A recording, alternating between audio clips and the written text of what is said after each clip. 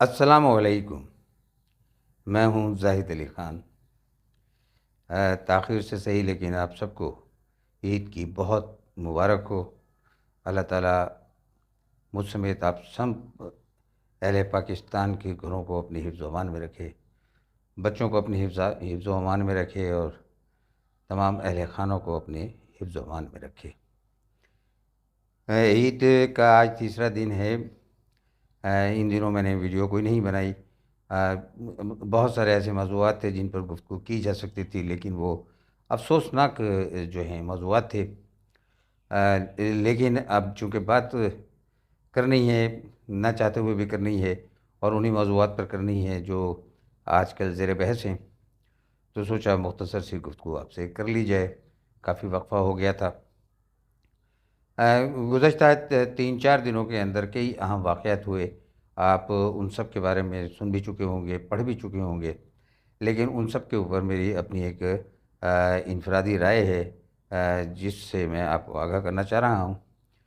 سب سے افسوسناک واقعہ تو گزشتہ روز فیصل مسجد میں پیش آیا، جب ایک غیر ملکی سیاح خاتون جو ہیں وہ فیصل مسجد میں دیکھنے کے لیے فیصل مسجد میں داخل ہوئیں، تو وہاں موجود مجمع نے ان پر پھپتیاں کسیں اور ان کو ہراساں کیا، اور وہ اتنے دردناک مناظر ہیں کہ دل بجھ سا گیا کہ یہ پاکستان کے معاشرے کو کیا سے کیا بنا دیا گیا ہے۔ یہاں پر آنے والے سیاح بھی جو ہیں نا، ہماری شرپسندی سے محفوظ نہیں ہیں۔ جتنی دیر کی ویڈیو میں نے دیکھی ہے وہ اتنی دیر میں تو کوئی نہ کوئی انتظامی مشینری وہاں پہنچ سکتی تھی، لیکن وہ ویڈیو بنتی رہی، وہ خاتون پریشان ہو کر ادھر سے ادھر گھومتی رہیں، مجمع ان کا پیچھا کرتا رہا، لیکن کوئی ان کی مدد کو نہیں آیا، اور حتیٰ کہ وہاں پر موجود افراد میں سے بھی کسی نے اس سیاح خاتون کی جو ہے مدد کرنے کی کوشش نہیں کی۔ یہ نہ تو کسی مہذب قوم کا شیوا ہے اور نہ ہی یہ ہمارے دین اسلام کی تعلیم ہے۔ ہم تو مہمانوں کی قدر کرنے والے لوگ ہیں، اور خواتین کی عزت و احترام کا ہمیں حکم دیا گیا ہے۔ خواتین، اور خاص طور پہ وہ خواتین جو آپ کے ملک میں سیر کرنے کے لیے آئی ہوئی ہیں، وہ یہاں سے اس رویے کو دیکھ کر واپس جا کر کیا کن جذبات کا اظہار کریں گی، یہ سوچ کر میرا سر شرمندگی سے جھک جاتا ہے۔ یہ سب کچھ جو بربادی ہمارے معاشرے کی ہوئی ہے، یہ ایک دن کا کام نہیں ہے۔ یہ معاشرے اسی طرح برباد کیے جاتے ہیں، اسی طریقے سے قوم کی جو ہے اخلاقی جو ہے پستی جو ہے وہ اخلاق کو گرایا جاتا ہے، ان کے مورال کو ختم کیا جاتا ہے، ان کے سوچنے سمجھنے کی فکر کو جو ہے ختم کیا جاتا ہے، ان میں سوال پوچھنے کے چلن کو ختم کیا جاتا ہے، ان میں مایوسی پیدا کی جاتی ہے، انہیں دھوکے سے مختلف بیانیے بنا کر ان کا عادی بنایا جاتا ہے، انہیں محکوم رہنا سکھایا جاتا ہے، انہیں دین کے نام پر دھوکہ دیا جاتا ہے۔ طارق جمیل جیسے جو ہے لوگوں کو میڈیا کے ذریعے پروموٹ کیا جاتا ہے، اور وہ لوگوں کے دینی جذبات سے کھیل کر انہی لوگوں کے حق میں رائے عامہ استوار کرتے ہیں جو اس ملک اور قوم کی تباہی کے ذمہ دار ہیں۔ یہاں ہر چیز جعلی طور پر پیدا کی گئی۔ یہاں جتنے بھی آپ کو یوٹیوبرز جن کو ملینز میں جو سبسکرائبر رکھتے ہیں وہ بھی جعلی، وہ پیڈ مصنوعی طور پر ان کو جو ہے یہ سبسکرائبرشپ جو ہے وہ دلوائی گئی۔ ٹی وی چینلز پر صرف 2 جو ہیں جرنل بیٹھ کر جو ہے نا وہ قبضہ کر کے جو ہے صبح سے شام تک جو بیانیہ چاہتے ہیں وہ چلوا سکتے ہیں۔ متبادل بیانیہ کوئی نہیں ہو سکتا۔ صرف ایک پاکستان کے اندر جو ہے نا چیز مشترکہ ہے، اور وہ یہ ہے کہ جو اس ملک پر 74 سال سے قابض ہیں وہ اس ملک پر اپنا قبضہ چھوڑنے کو تیار نہیں ہیں۔ ان کے ہاتھ مضبوط کرنے کے لیے جن جن بھی اداروں نے ان کا ساتھ دیا، اب وہ ادارے بھی جو ہیں اپنے طور پر جو ہے اس قوم اور ملک کو تباہ کرنے کے لیے سرگرم عمل ہو چکے ہیں۔ یہ معاملات جو ہیں اب ناقابل برداشت ہوتے جا رہے ہیں۔ اب بھی اگر آپ نے اپنے ذہن سے سوچنا شروع نہیں کیا، آپ اب بھی انہی یوٹیوبرز کو، ان جعلی یوٹیوبرز کو جو نہ صحافی ہیں نہ جو تجزیہ کار ہیں، جو انتہائی بدعنوان لوگ ہیں، جن کا ذاتی کردار بھی جو ہے وہ قابل شرم ہے، اگر آپ ان کی باتوں کو سن کر، ان کے ٹویٹس کو پڑھ کر، ان کے سوشل میڈیا پوسٹ کو دیکھ کر اپنی رائے قائم کرتے ہیں، تو پھر میں آپ پر افسوس کرنے کے علاوہ کچھ نہیں کر سکتا، کیونکہ بحیثیت ایک مسلمان قرآن مجید میں اللہ تعالیٰ نے ہمیں یہ حکم دیا ہے، جب کوئی بات آپ تک پہنچے اور کوئی فاسق اور جھوٹا شخص آپ تک یہ بات پہنچا رہا ہو، تو ضروری ہے کہ اس بات کی تصدیق کر لیا کریں۔ آپ کو صبح سے شام تک طارق جمیل جیسے لوگ جو ہیں وہ یہ بیٹھ کر درس دیتے ہیں کہ میں نے فلاں شخص سے بہتر انسان نہیں دیکھا، میں نے فلاں شخص میں خیر کے علاوہ کچھ نہیں دیکھا، جس کی ساری زندگی شرعی عیبوں میں گزری ہوئی ہے، اور لوگ جو ہیں وہ ان باتوں پر یقین کر رہے ہیں، اور اس یقین کرنے کا نتیجہ یہ فیصل مسجد میں سیاہ خاتون کے ساتھ ہونے والی بدتمیزی ہے۔ لوگوں کو گالی گلوچ سکھائی گئی، لوگوں کو بدتمیزی سکھائی گئی، لوگوں میں سے تہذیب چھینی گئی، لوگوں کو بد کلامی پر آمادہ کیا گیا، ان کو بتایا گیا کہ بس اپنے جو آپ کے ساتھ نہیں ہے وہ آپ کا دشمن ہے، اور دشمن کے ساتھ مہذب لہجے میں بات نہیں کیا کرتے۔ نئی نسل کو تباہ کر دیا، اور ففتھ جنریشن وار جو گزشتہ جو ہے 2011-12 سے جو چلی، وہ ففتھ وار اتنا بڑا فراڈ تھا اس پاکستان کے ساتھ کہ وہ پاکستان کی نسل تباہ کرنے کی سازش تھی، اور لوگوں نے جو ہے، اور تعلیمی ادارے اس کے اندر حصہ رہے، تعلیمی اداروں سے بچوں کو بلا کر جو ہے ان کی ذہن سازی کی گئی، اور ایسے دولت شاہ کے چوہے وہاں پر جو ہے نا، وہ یونیورسٹیز کے وائس چانسلر، کالجز کے پرنسپل، کہ بچوں کی ٹولیاں جو ہے نا وہ بھیجا کرتے تھے تاکہ ان کی ذہن سازی ہو۔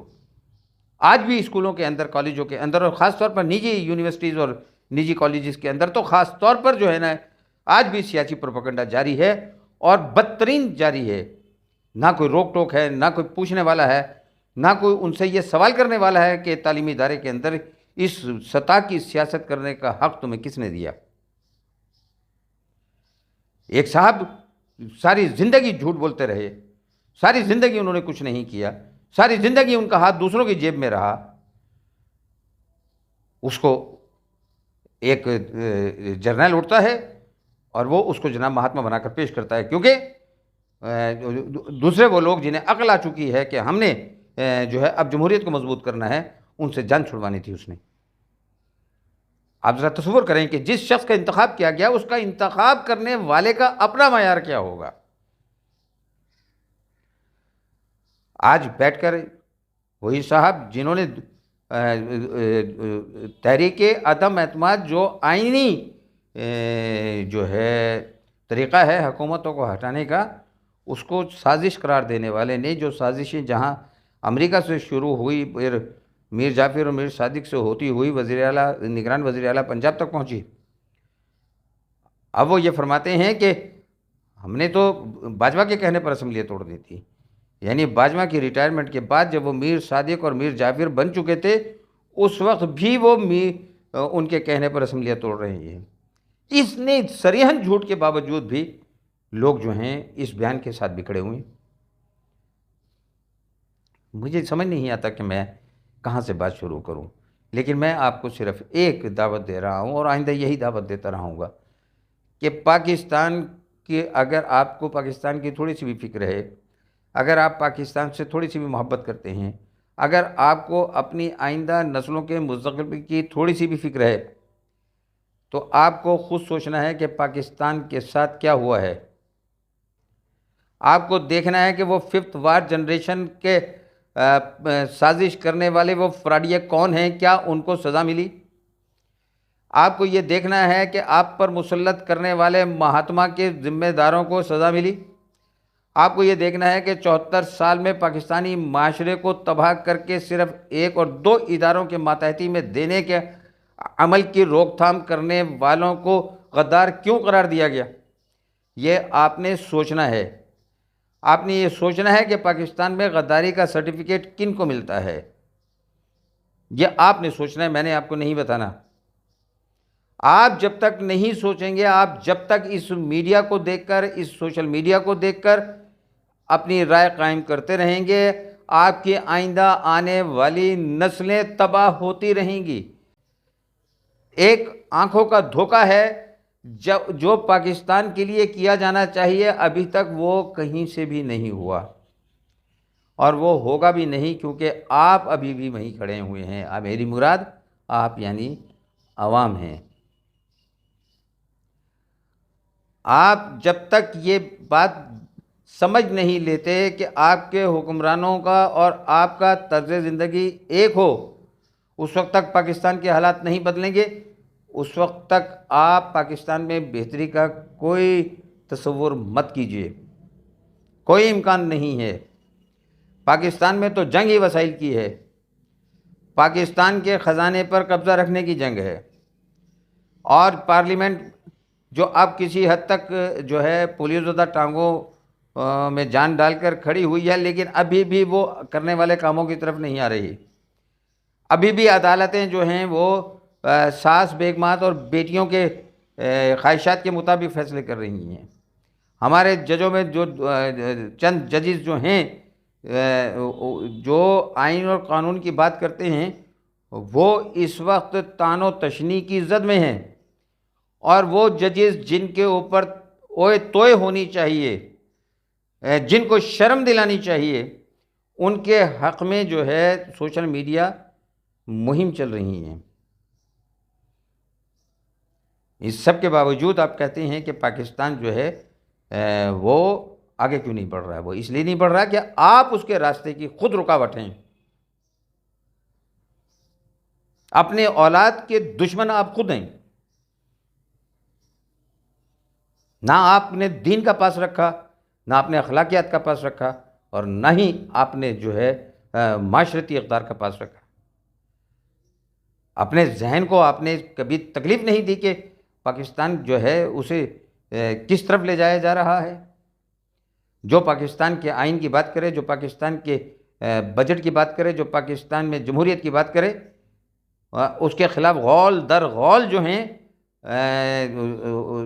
رکاوٹیں پیدا کرنے والے جو ہیں وہ سامنے آتے ہیں، اور ان کی حمایت میں ایک آواز بھی نہیں اٹھتی۔ یہ وقت ہے آپ کو اپنے فیصلے خود کرنے کا۔ آپ کو سوچنا ہے کہ پاکستان کے یہ وسائل جو ہیں یہ ان کی جنگ ہے۔ یہ وسائل جب تک آپ کے لیے مختص نہیں ہوتے، کوئی کچھ بھی کہہ دے، وہ آپ کا ہمدرد نہیں ہے، بالکل نہیں ہے۔ آپ کمائی کا ذریعہ ہیں، اور وہ اخراجات وہ جو آپ کما کر دیتے ہیں اس پر حق کسی اور کا ہے۔ آپ رعایا ہیں، وہ حکمران ہیں۔ جبکہ اگر یہ اسلامی جمہوریہ پاکستان ہے تو پھر اس کے حکمران عوام کو جواب دہ ہوں گے، اللہ کو جواب دہ ہوں گے۔ لیکن اس وقت تو یہ اسلامیہ جمہوریہ پاکستان نہیں ہے، یہ تو بدترین آمریت کی زد میں ہے، بدترین آمریت کی زد میں ہے۔ آمریت ایک رویے کا نام ہوتا ہے، اور وہ رویہ میں ایک جملے میں آپ کو بتا رہا ہوں، قومی خزانے پر قبضہ۔ اگر وہ خزانہ عوام کے تصرف میں نہیں ہے تو اس ملک میں آمریت ہے۔ اگر حکمران سادہ طرز زندگی کے عادی نہیں ہے، اگر سرکاری عمال سادہ طرز زندگی کے عادی نہیں ہے، تو وہ اسلامی معاشرہ نہیں ہے۔ یہ میں نے آپ کو مختصر سی تعریف بتا دی۔ اب یہ آپ پر منحصر ہے کہ آپ اب بھی سوچنا شروع کرتے ہیں، یا اب بھی زندہ باد اور مردہ باد کے نعرے لگاتے ہیں۔